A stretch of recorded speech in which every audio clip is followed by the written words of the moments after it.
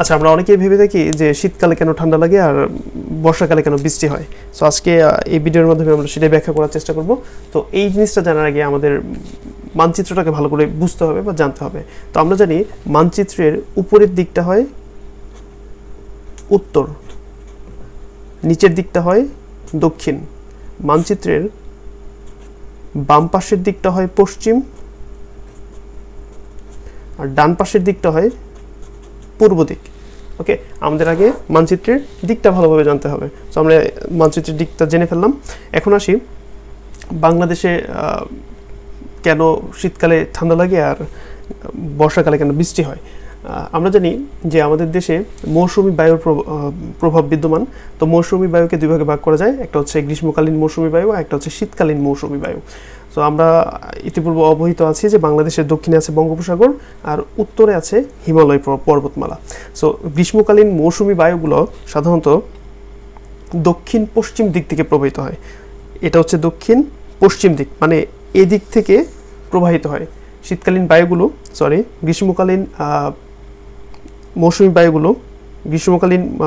বায়ুগুলো দক্ষিণ পশ্চিম দিক থেকে প্রবাহিত হয়, দক্ষিণ পশ্চিম দিক থেকে বাংলাদেশের দিকে প্রবাহিত হয়।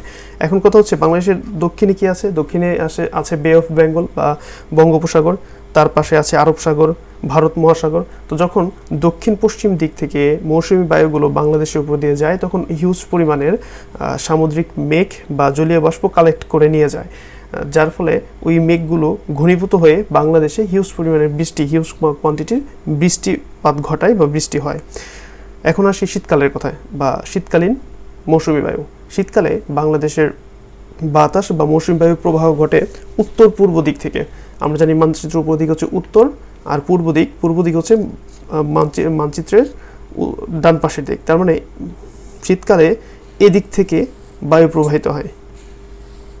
আর আমরা জানি বাংলাদেশের উত্তরে আছে হিমালয় পর্বতমালা, তাই হিমালয় থেকে যখন বাতাসগুলো আসে তখন সেগুলো সাধারণতই ঠান্ডা বাতাস হয়ে থাকে, যার ফলে আমরা শীতকালে ঠান্ডা অনুভব করি। এখন মানচিত্রে আরও কিছু কমন ফ্যাক্ট বা কমন মজার কিছু বিষয় আমরা যদি আলোচনা করি, সেটা হচ্ছে বাংলাদেশের দক্ষিণাঞ্চলে এই দিকের মানুষগুলো সাধারণত কখনো বন্যা দেখে না। কেন? কারণ এদিকে আছে বঙ্গোপসাগর, তাই এইদিকে কখনো পানি জমাট বাঁধার সমস্যা হয় না। অতিরিক্ত পানি যখন নদীতে প্রবাহিত হয়, সাথে সাথে সেটা সমুদ্রে চলে আসতে পারে।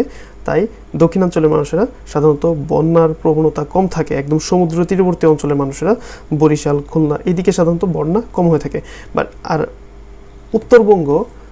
উত্তরবঙ্গে সাধারণত সাইক্লোন বলুন বা ঘূর্ণিঝড় বলুন কিংবা জলোচ্ছ্বাস, এই জিনিসগুলো কম হয়ে থাকে বা হয় না বললেই চলে, কারণ উত্তরে কোনো সমুদ্র নেই। আবার উত্তরে একটা ডিসঅ্যাডভান্টেজ হচ্ছে উত্তরের মানুষের শরীরে সাধারণত আয়োডিনের অভাব দেখা যায়, কারণ এই উত্তরাঞ্চলে কোনো সমুদ্র নেই।